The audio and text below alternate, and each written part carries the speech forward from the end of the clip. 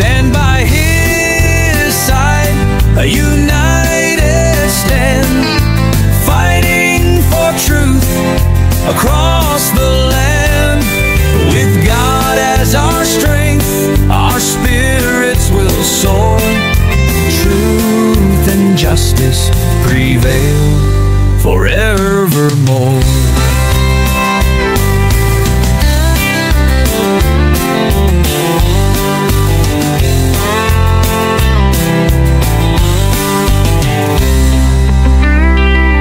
We stand by his side, a united stand, fighting for truth across the land.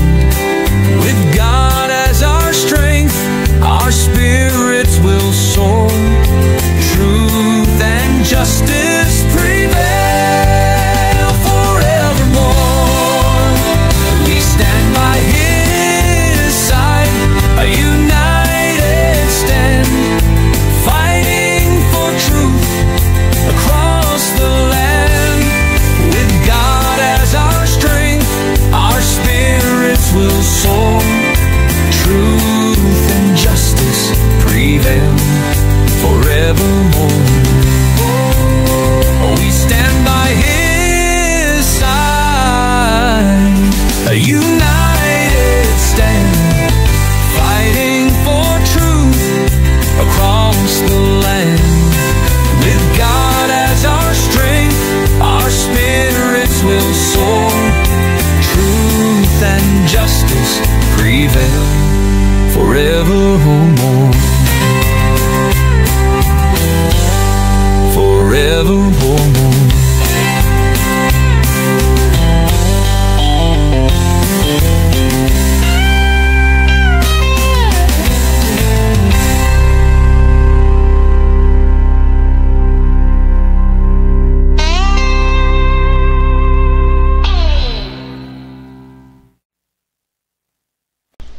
Alright, mapagpalang tanghali po sa inyong lahat mga kapatid at mga kaibigan. Muli po ang ayon sa kasulatan ay muli na namang pumapailanlang sa impapawid upang kayo po ay aking makadaupang palad at umaasa sa biyaya at tulong ng ating Panginoong Diyos na kayo po ay patuloy niyang pinagpapala at iniingatan sa lahat ng inyong mga gampanin sa buhay. At ngayon naman ay binabati natin ang kapatid na Ronnie Siador. Yan, shoutout po sa inyo kapatid na Ronnie Siador, sa akin pong buting may bahay, kay Sister Yelen Camacho, yan, at kay Alexis D. Camacho. Okay, so shoutout din po kay Rosalita Balmes. Mapagpalang tanghali kapatid na John Tafalya. Shoutout Benjay Labajo the second. At gayon din kay Arian A. Villena. Okay, maraming salamat po sa inyong mga patuloy na pag-antabay at pagsuporta sa gawaing ito. Arian A. Villena, Babsi Pletado. Yan, shoutout sa iyo kapatid na Babsi. June Sakay. Ganon din kay Ace Watchman. Binabati rin natin na magandang tanghali Mary Jane. Mary Jane Makaraig. At kay Boys Butil Nosereg. Yan. Okay, shout out din kay Boy Onyate Beldad.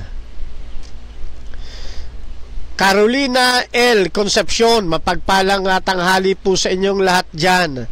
Kay Gerson Manuel, yan, shout out po sa inyo mga kapatid. Okay, binabati rin natin kapatid na David OG Santos Jr. Yan, mapagpalang tanghali po sa inyo. At syempre sa ating kaibigang Alexander Santos, no? Na siya ang binabas ngayon, kasama na ako sa mga nababas. Shout out kapatid na pastor na cute Alexander Santos. Damay-damay to, ha. Okay, shoutout din kay JB Ilagan. Shoutout po sa inyo, kapatid na JB Ilagan. Si Ace Watchman Camera, ayan, nabati natin, ano? Okay.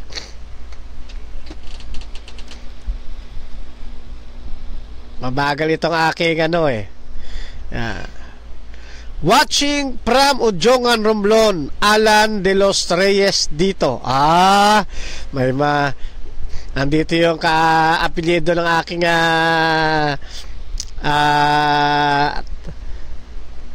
aking misis sa De Los Reyes family. Shoutout po sa inyo, kapatid na Alan de los Reyes. Ganun din kay Alan Di Rito. Mapagpalang tanghali po sa inyo. Bernard Bogarin. Shoutout po, kapatid na Bernard. Nagtitingin pa ako rito.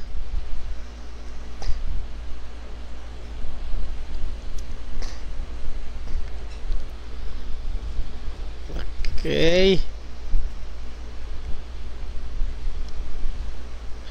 Okay, so yan, wala na, naubos ko na yata.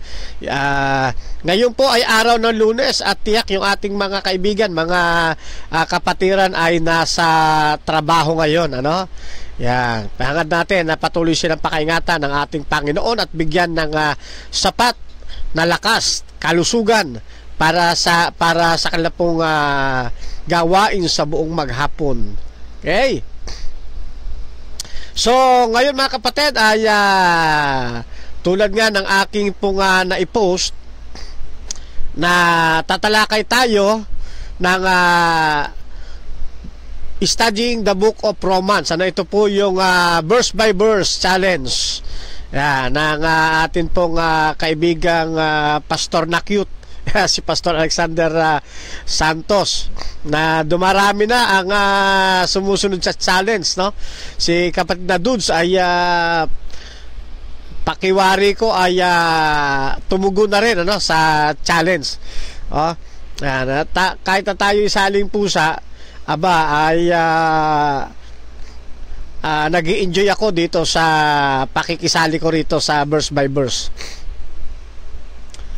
Okay, tulad ng ating nabanggit, samantalang pinag-aaralan natin ang verse by verse, tutugunin naman natin yung ilang mga bashers, no? Dalawa lang ang kinuha kong medyo bashers dito na atin pong sasagutin ngayon. Okay? Para naman lalo silang maligayahan. Ano? Para lalo silang maligayahan. Okay? So kapag meron po kayong mga saloobin, no? Pwede po ninyong i-post yan dyan. Okay? At atin pong babasahin. Alright? So, pansamantala ay bago tayo dumako sa ating nakakagawi ang laging panalangin, ano? Bago magsimula ang atin pong programa,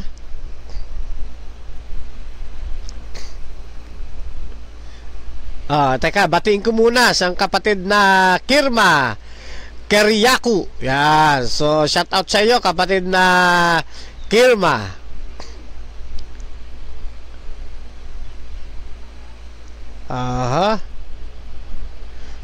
Okay. Okay, tayo po ay naka-live, no, sa dalawang platform, sa Facebook at saka sa YouTube. Okay? So, mga kapatid, ngayon ay anyayahan ko kayo na sumandali. Tayo po ay manalangin sa ating Panginoon. Let us pray.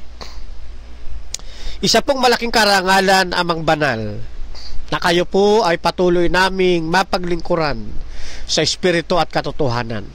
Ngayon, ang ayon sa kasulatan ay patuloy na magsasagawa ng panghimpapawid na pangangaral. Hangad po na kayo ang patuloy na maitaas, maparangalan at makilala ng buong sanlibutan. Sa pagitan ng programang ito at ng makakapanood, angin pong dalangin, Amang Banal, na patuloy na pagpalain ang kanilang mga tahanan, saan panig man sila naroroon ng daigdig. Umaasa ang iyong pagkalinga ay patuloy na ipagkakaloob sa kanila. Patawad po sa lahat ng aming mga pagkukulang at mga pagkakasala. Binabalik namin sa inyo, Ama, ang aming paglulahati, ang aming papuri at hangarin na kayo po ang mamagitan, kayo ang mga siwa sa ilang mga oras ng aming gagawing pag-aaral ngayon. Hinihiling po namin ito sa inyo, Ama, sa pamamagitan po ng napakatamis na pangalan ng amin pong Panginoong Hesus. Amen. Alright. So,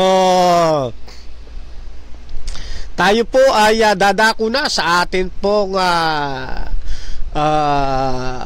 pag-aaral, pagre-repaso, o pagbe-burst to burst. Yan, babaybay na natin uli ang atin pong dudugtungan ulit natin ang ating mga nahintong pag-aaral. Yan. So shout out kay Mel Makaraig muna, Makahilig muna, shout out sa iyo kapatid na Makahilig. Yan, at baka hindi kita nabanggit kanina. Okay. So ngayon ay dito na tayo sa studying the book of Romans, chapter 1 verse 16. Patuloy kung saan tayo abutin. Yan. Okay. At sa bagay na ito ay meron tayong nakita sa YouTube channel. Mababasa nyo po ito sa YouTube channel. Ito po ang nakalagay. I-post natin, Teka, i-post natin.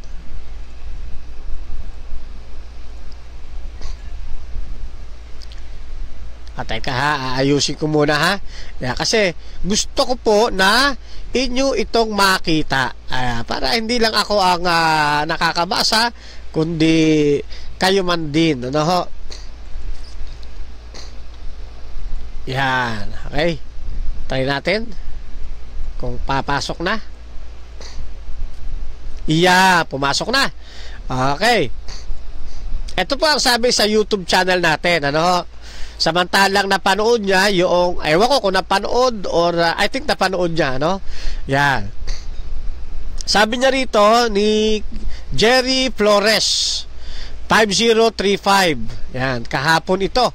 Sabi niya, very good title, Bro Camacho. Studying the book of Romans, the book I love. Sabi niya, Kala ko, bro, pag-aralan through the lens of good and proper hermeneutics, but iba pala.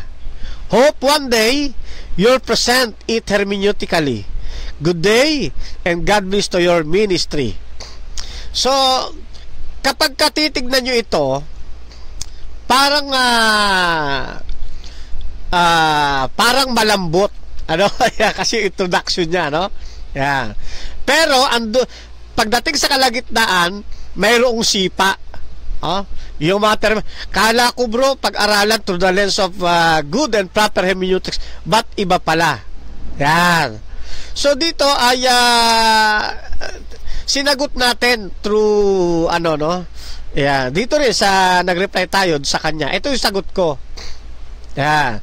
Magtalakay ka rin, Kap, Jerry Flores, ng Book of Romans na verse by verse. Accept mo rin challenge ni Pastor Alexander Santos.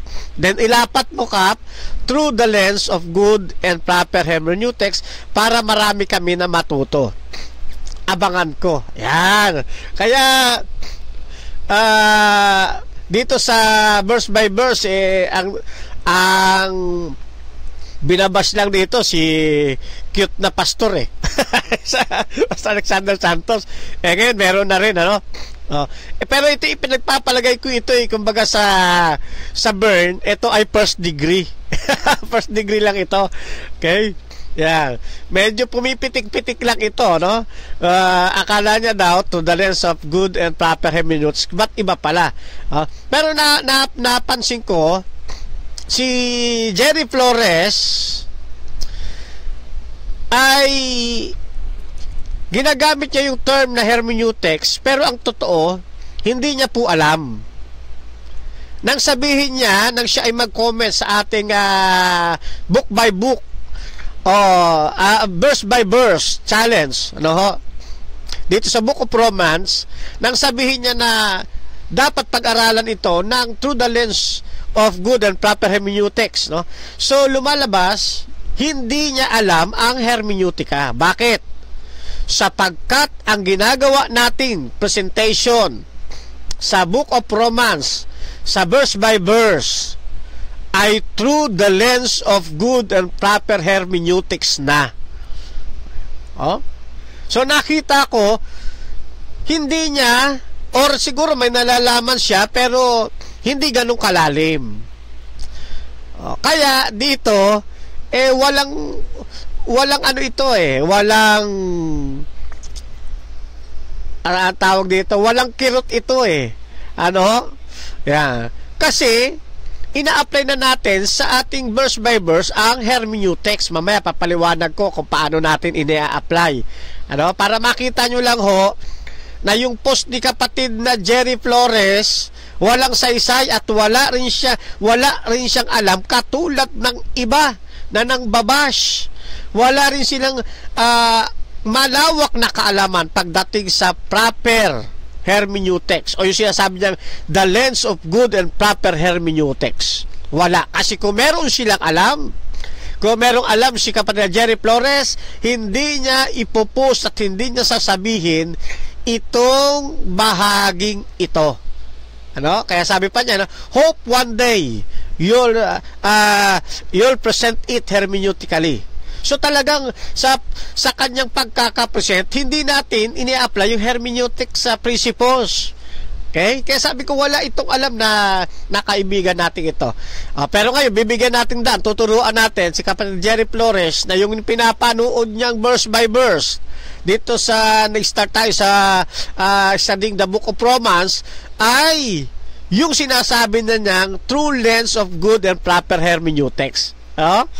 Kasi nakita ko sa post niya, marami kasing ganito nagmamarunong, nagmamagaling, sumisipa, pumipitik-pitik, pero bumabalik sa kanila na sila pala'y walang kaalaman doon sa binabanggit nilang term, katulad nitong hermeneutics. Hindi alam ni Jerry Flores na ini-apply na natin dito yung sinasabi niyang through the lens of good and proper hermeneutics. Kaya naman may challenge din ako, hindi na si Pastor Alexander Santos na pastor na cute ang nakikipag-challenge kayo sa mga specific niya binabanggit na tao. Ako china-challenge ko na rin. Si Jerry Flores, kapatid na Jerry Flores. Katulad na sinabi ko, ano ka rin po, magtalakay ka rin ng verse by verse. Magtalakay ka rin ng verse by verse. At i-apply mo yung sinasabi mong through the lens of good and proper hermeneutics. Titignan namin, panunoorin namin. Kaya tama o mali ang iyong ipapahayag, gawin po ninyo. Malay po ninyo, may matutunan talaga kami. Diba? Ako naman, hindi ko rin isinasara yung aking pintuan. Baka nga naman may matutunan ako. Tignan ko, gusto ko makita yung sinasabi mo through the lens of good and proper hermeneutics na dapat i-apply sa Book of Romans na iba. Sa prinsipyo na aking pong ini-apply. Okay? So, nagkakaintindihan tayo riyan, Ngayon, talakayin natin. Dito ba sa ating verse by verse, bilang pagtugon kay Jerry Flores, dito ba sa ating ginagawang verse by verse na challenge, pagtatalakay sa Book of Romans, hindi ba natin ini-apply yung tinatawag na through the lens of good and proper hermeneutics na binabanggit ni Jerry Flores? At bakit natin nasabi na hindi talaga siya marunong sa lawak ng hermeneutics? Kung kayo po ay mayroong aklat ni Roy B. Sack, yung Basic Bible Interpretation, mayroong itinuturo po dyan na 3-step of Bible interpretation. And take note, pag sinabing Bible interpretation or biblical interpretation, yan po ay hermeneutics. Hermeneutics po yan. Itong itinuturo dito, de Roy Bisak, at meron akong libro dito. Ito po ay hermeneutics. At merong itinuturo dito, 3-step of Bible interpretation, na siyang ginagamit nating tools, ginagamit nating guide, nang sinagot natin, nang inaccept natin yung challenge na kahit hindi sa atin, kahit hindi tayo challenge ni Pastor Alexander, ay nakisali ako, in-apply ko rito itong 3 steps of Bible interpretation na siyang bahagi ng hermeneutics. Kapatid na Flores, baka wala ka pa ng aklat ni Roy Bisak. Dapat magkaroon ka nito para lumawak po yung inyong kaalaman sa sinasabi ninyong through the lens of through the lens of good and proper hermeneutics. Ano ito? Ano ba yung 3 step na ito? Ano ba yung 3 hakbang sa pag-unawa ng Biblia? Nakapost na po yan sa inyong screen. Unahin natin itong number 1. Yan, observation. Ano daw yung observation? Ask what does it says? Ano ba ibig sabihin nito? Kailangan sa pag-aaral ng Biblia, lalo na dito sa ginagawa nating verse by verse sa Book of Proverbs, o kahit sa ang talata ng Biblia ang inyong babasahin, kailangan po ng isang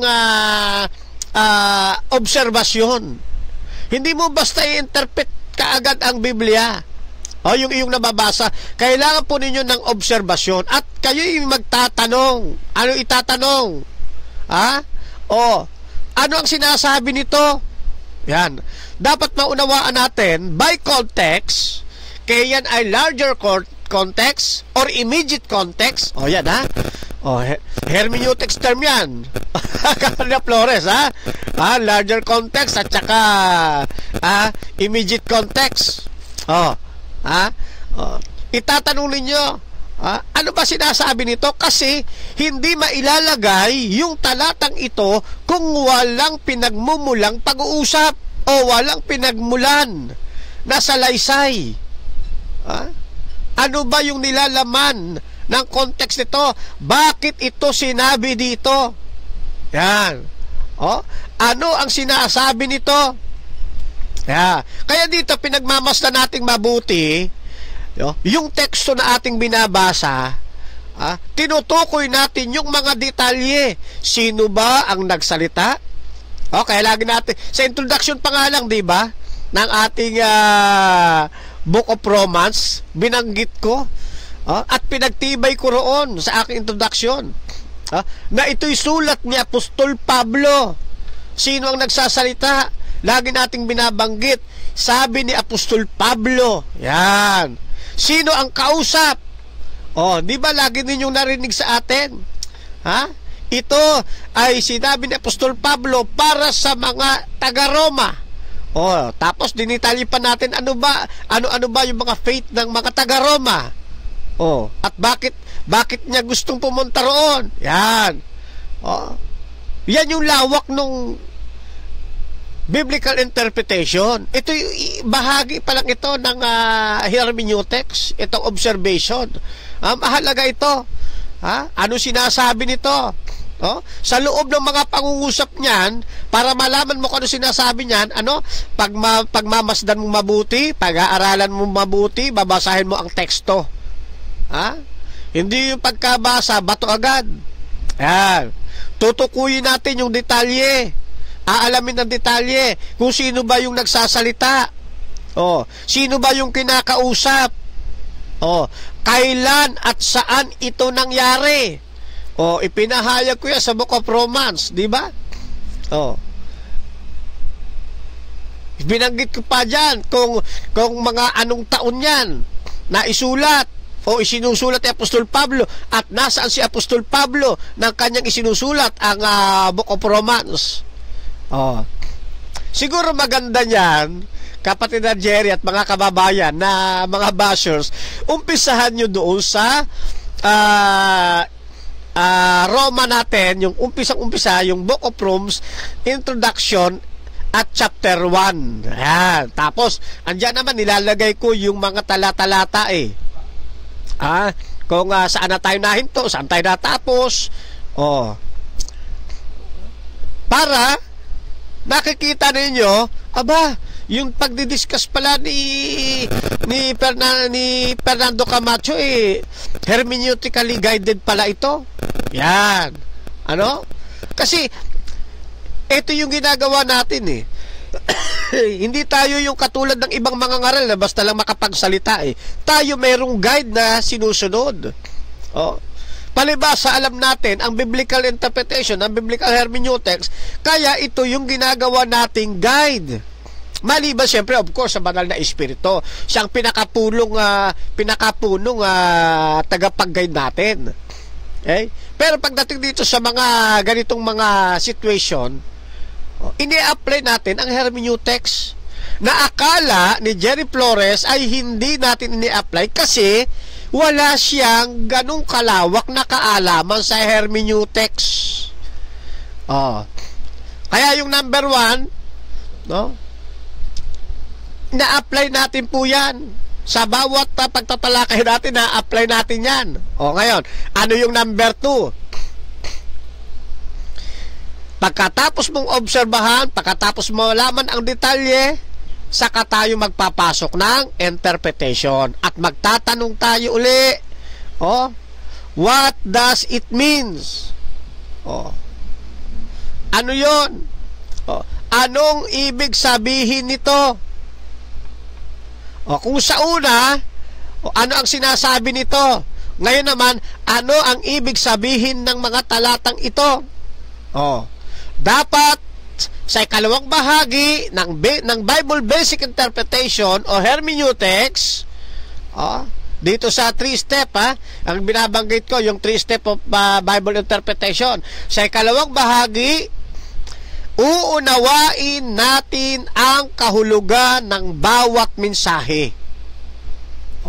Kaya nga mabagal ang ating proseso ng pag-aaral biro mo, panglima pa lang natin itong pag-aaral na ito, umuubos tayo lagi ng tagdadalawang oras. 5 talata pa lang pinag-aaralan natin. Bakit? Kasi na-apply natin ang hermeneutics principle. Inuunawa nating mabuti yung kahulugan ng mensahe ng mga talatang binabasa natin. At ano ang intensyon? Ano ang layunin ng may akda? Ano ang layunin ni Apostol Pablo? Bakit siya sumusulat sa mga taga-Roma? Di ba't nabanggit din natin yon? Na ang kanyang layunin kung bakit gusto niyang makadaupampalad ang mga taga-Roma at bakit siya sumusulat sa mga taga-Roma, sapagkat gusto niyang palakasin ang mga pananampalataya nito, ng mga ito, etc. etc. Nabanggit natin yon. Ewan ko lang ba dito sa mga nanonood ng ating programa. Palibasa siguro habang nanonood, ang iniisip nila, paano ko ba to sisirain? Paano ko ba to pupuntusan? Paano ko ba to yayariin? Baka ganyan kasi naiisip ninyo kaya hindi niyo nauunawaan. Yung mga ginagawa naming proseso ng pag-aaral ng Biblia. Kaya ito ikalawang bahagi ng interpretations. Na-apply na ho natin. Ikaw talaga, kapatid. Actually, hindi lang ikaw, marami pa dyan Ano pa? Bukod sa ano yung layunin ng may akda? Sa ilalim ng ikalawang bahaging ito, nandyan din, ano ba yung nais iparating ng Diyos doon sa orihinal na mga sinusulatan ni Apostol Pablo? Ano ba yung gustong makita ng mga readers ni Apostol Pablo? Yan. Natatalakay na rin natin yon. Bakit? Ito nga yung aking tools Hindi naman ako basta-basta nagdadaldal dito nang walang pinaguhugutan eh. Para saan pa yung pag-aaral ko ng theology? Hindi ko rin pala i-apply. Ha?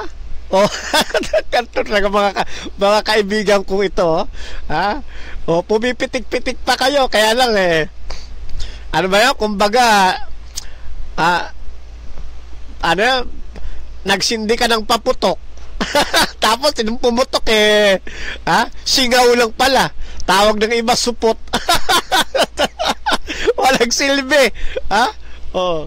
Kaya bumabalik tuloy eh. Ang wala palang alam talaga sa biblical interpretation o sa hermeneutics, itong kapatid nating nag-comments ng oh, di ba?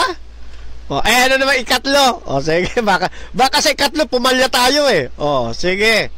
Oh.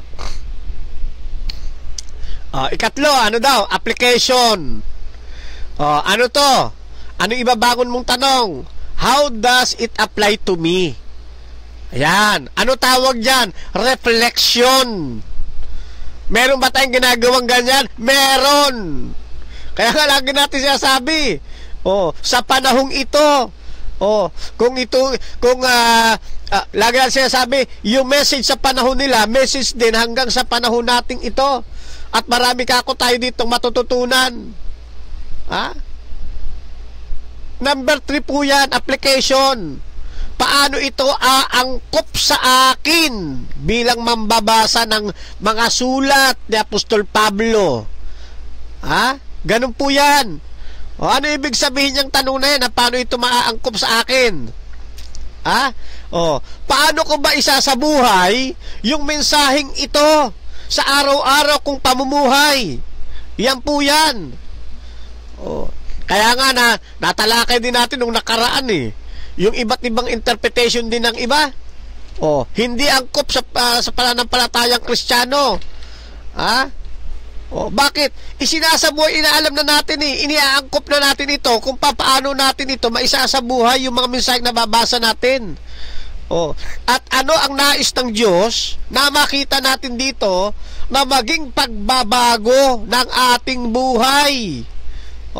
Anong pagbabago ang hinihiling nito sa aking pagkatao? Yan po yan, application, reflection. Kita mo na. Hindi pa nga ako hindi pa nga ako gumagamit yan ng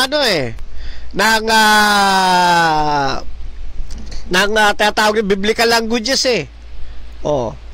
Wala pa. Yung biblical languages, hermeneutics principle din yun eh.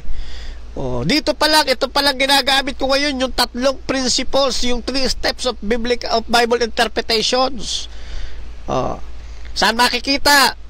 Pangunahin na sa aklat ni Roy B. Sack, Basic Bible Interpretation, a practical guide to discovering biblical truth.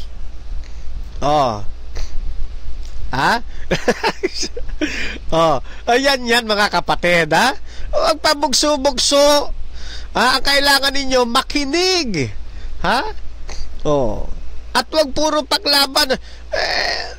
Totoo yun, medyo masakit minsan ang katotohanan, pero dapat matuto. Kita mo kagaya ngayon. Hindi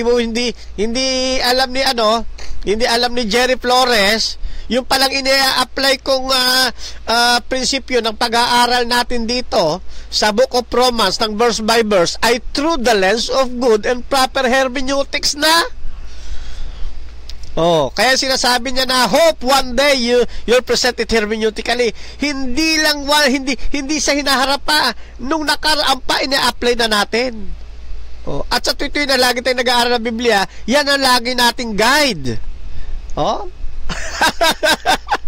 Kunting aral, kapatid Jerry Flores, kunting aral. Kita mo na, di mo mabalik sa'yo, kapatid na Flores. Ako hindi mo ako madadaan. Alam ko kasi yung tirada ng mga simpleng bashers eh. Sa una, magandang haplos. Tapos bibira. Sisipa sa gitna. Pagkatapos, magbabait-baitan sa dulo. Bakit? Apologies tayo Alam natin, ang dami na natin nakakasalamuhang ganyan Kaya, sana natuto Kapatid Jerry Flores doon sa 3-step of Bible interpretation. Ikaw rin pag mag-aral ka na Biblia, apply mo to At don't forget my challenge. Don't forget my challenge Wag mong isang tabi ito. Gusto ko na magtalakay ka rin ng book ng verse by verse sa Book of Romans at saka sa Book of Acts, katulad ng challenge ni Pastor Alexander Santos. Tugunin mo rin, i-accept mo rin yung challenge niya. Kahit na hindi tayong dalawa ang personal na china-challenge ni Pastor Alexander Santos na cute, pwede rin natin i-accept yun. Di ba? Tingnan natin, gusto ko rin makita yung set ng set of hermeneutics mo, kasi ako meron akong meron akong aklat may book akong ginagamit bilang guide sa pagtatalakay ko nito. Ikaw, ganun din ang gawin mo, aabangan ko yan, aabangan ko yan, sige, eto pa isa. Yan, mula kay Mars Julius Agustin 1117. Sabi, verse by verse, hindi naman nabanggit kung anong verse at chapter. Salita ng salita, anong verse po sa Bible yung binabanggit niya. Ito pa. Ito mga pangungusap naman ito ni Mars Julius Agustin. Halatado mong hindi siya nanood. Siguro nakita lang niya yung 'di ba sa YouTube may mga top yan, di ba? Nakita lang niya siguro yung top na yon, nag-comment na lang siya. Verse by verse, hindi naman daw nabanggit kung anong verse at chapter. Salita lang daw tayo ng salita. Kasi kung nanonood siya, makikita niya, binabanggit natin at ipinopost pa natin. Bukod sa binabanggit natin, ipinopost natin. Di ba? Ito mga kaibigan nating ito baka pag-bash lang wala na naman itong silbing pang-babash na ito walang silbi ito, yung pang-babash na ito. Ano lang ito, kumbaga sa burn, first degree. Katulad nung isa. Sumipa ng walang tinatamaan. Sumuntok. Nang wala namang pansimbag, wala namang tinamaan. Ni hangin nga, hindi tinamaan bakit tayo nagkakaroon ng mga ganitong bashers? Sabi kasi ng Biblia ganito 12:4 ng Hebreo. Ito baka sabi mo wala na naman verse. Ay, natatawa na lang ako sa inyo mga kaibigan Ano sabi?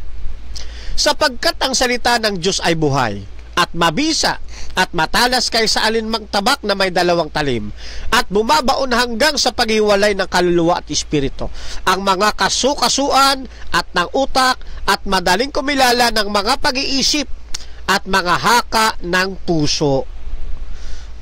Kaya normal na may noon talagang mga taong nasasaktan kapag tayo nagtatalakay ng mga katotohanan.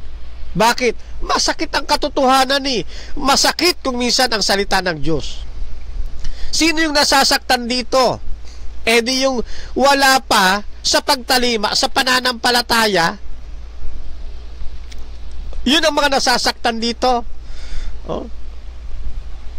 Kaya kapag nag-aaral tayo laging ina-apply natin yung biblical interpretation, yung hermeneutics principles.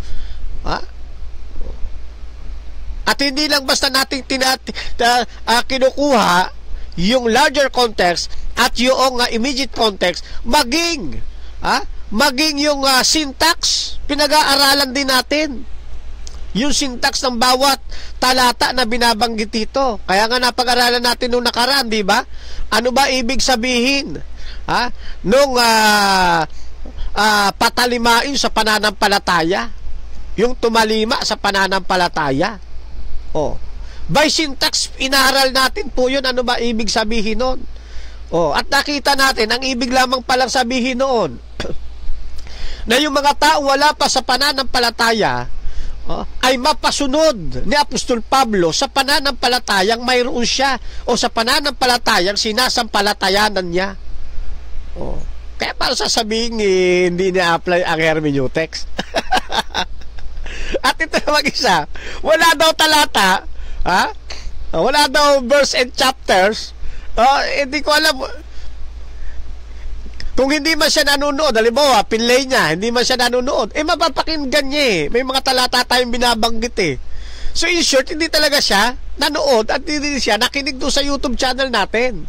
Basta lang siyang nag-comment, Ikaw talaga, Mars Julius Agustin, ganyan talaga, masakit ang katotohanan. Salita ng Diyos yan eh. Pero tiisin mo lang yan. Kapag tinanggap mo na katotohanan, maghihilom yan.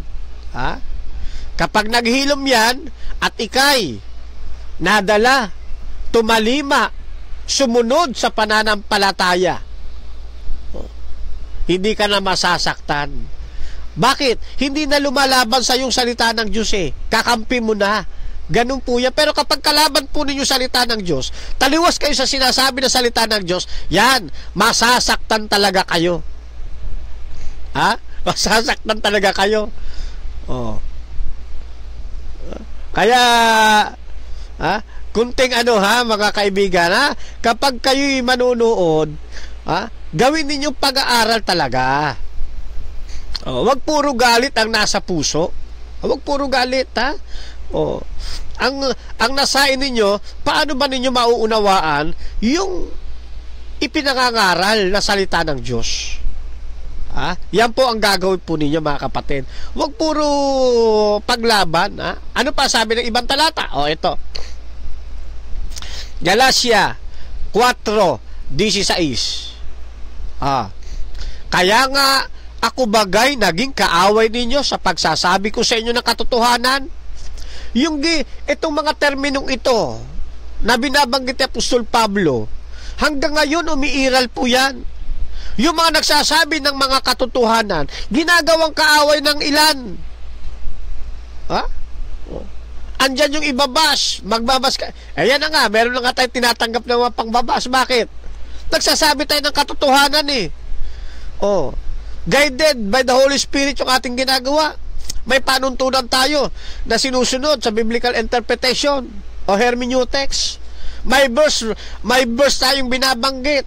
Hindi lang binabanggit natin, ipina-flash pa natin sa wall natin.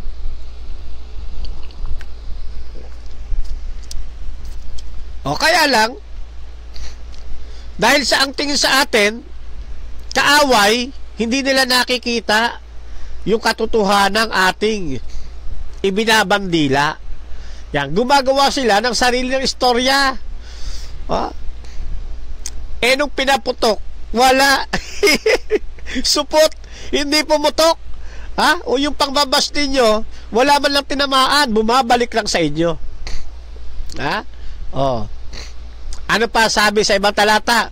8:32 ng Juan. At inyong makikilala ang katotohanan at ang katotohanan ay magpapalaya sa inyo. Pero ganun pa man, kahit na mga nangbabas ang mga kaibigan natin, ipinagpapasalamat ko pa rin sa Panginoon. Bakit? Nanonood pa rin sila eh. At ako yung maasa habang nagbabas sila, habang sila'y nanonood, mapalaya sila ng katotohanan. Yun naman ang ating hangarin eh. Di naman tayo nagbo-broadcast para sa wala lang eh. Hanggang natin, ang mga tao mapalaya sa katotohanan. Tulad ni Apostol Pablo, ang gusto rin natin, mapasunod sila sa pananampalataya. Ngayon, alam nyo, may mga tao talaga eh. Kahit na pinangangaral mo na, ayaw nila eh. Ang tawag dyan, mayroon silang mga kati sa tainga. Tingnan ninyo Nananakit yung tenga nila eh. Ha? Para bagang ayaw nilang mapakinggan eh. Ito sabi ng Biblia. 2 Timoteo 4:3. Sapagkat darating ang panahon na hindi nila titiisin ang magaling na aral, kundi pagkakaroon nila ng kati sa tainga o kati ng tainga. At magsisipagbuntong sila sa kanilang sarili na mga gurong ayon sa kanilang sariling mga masasamang pita. Kita mo na, pagka nakakarinig ng mga katotohanan ni aligaga, hindi mo maipinta kung saan ipipihit ang puwet. Misto lang kati sa tainga, ayaw nilang mapakinggan eh. Ano lang ba gusto nilang mapakinggan? Tignan ninyo ha. 2 Timoteo 4:3, magandang balita, Biblia. Sapagkat darating ang panahong hindi na nila pakikinggan ang alin? Ang wastong aral. Sa halip, susundin nila ang kanilang hilig.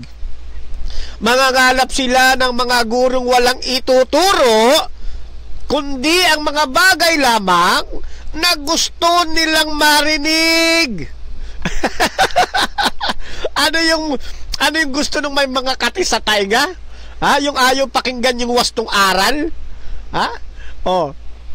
Maghahanap sila ng mga tagapagturo na ang ituturo lamang yung mga bagay na gusto nilang marinig, yung papabor sa kanila, yung hindi kakati ang tenga nila. Kapag Adventist ang napapakinggan ng mga ngaral, kating-kati yung tenga eh. Kaya ano gagawin? Mangbabas, mang-aasar, mang-aalipusta, mang-yuyurak, di nyo kami masisira dyan, di nyo kami mapapanghina dyan. Lalo na yung dalawang nangbas sa atin, walang silbi. Wala naman eh, diba? Hindi nga tumalab. Bakit? Yung sinasabing hindi tayo nag-hermeneutecs, ina-apply rito, apply nga eh. Pinakita ko pa nga eh, di ba? Yun namang nagsasabing wala daw teksto, wala daw talata. Verse by verse naman daw, pero walang talata. Ay nako, ihikain ako sa inyo eh. Tantad na nga ng talata eh. Ay nako, kamakakababaya ko talaga mga Pero kapag ang napapakinggan nilang guro yung kanilang nakita, at ang naririnig nila yung gusto lamang nilang marinig, yun tuwan-tuwa sila, napalakpak pa eh. Bakit? Hindi kumakatitenge eh. Di ba?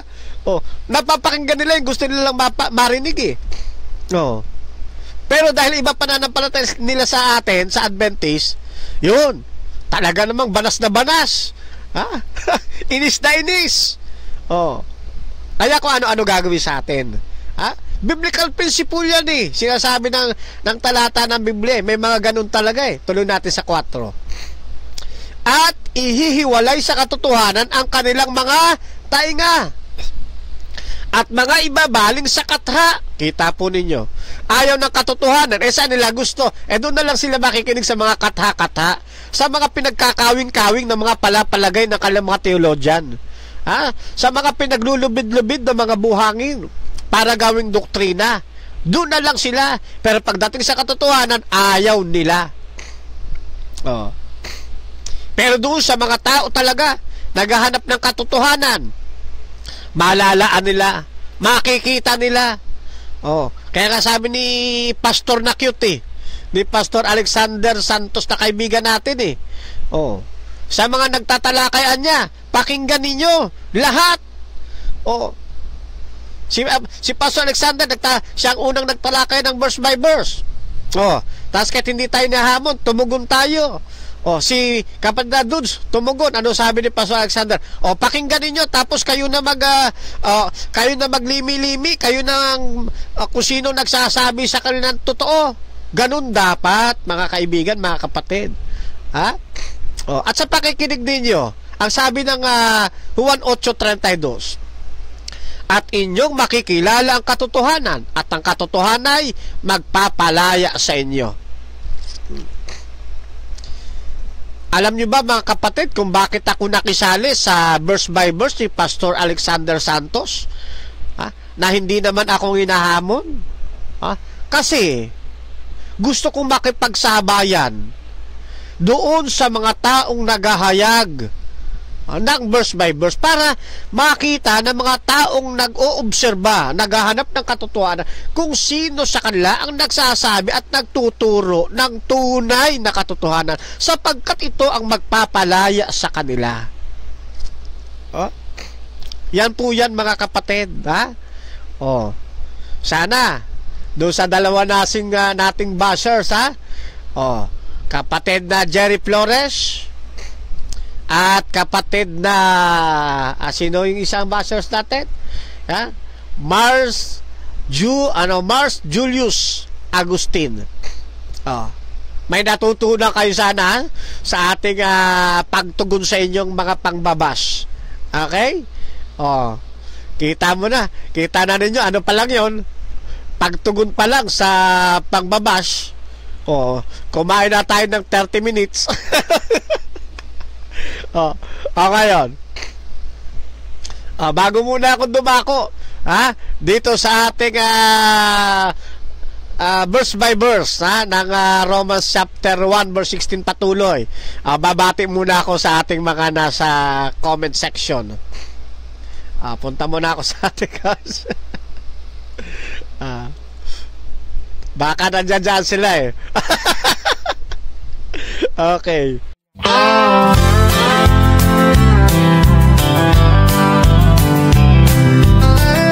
Fernando Baeza Camacho Jr., a name we hold dear, serving God faithfully year after year, a beacon of hope shining ever so bright, guiding us forward with all of His might. We stand by His side, a united stand, fighting for truth across the land. With God as our strength, our spirits will soar. Truth and justice prevail forevermore.